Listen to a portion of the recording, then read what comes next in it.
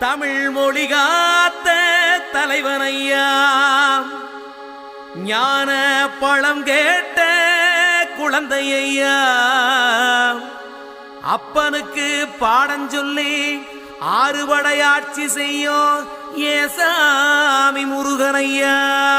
வெற்றிவேல் முருகனுக்கு.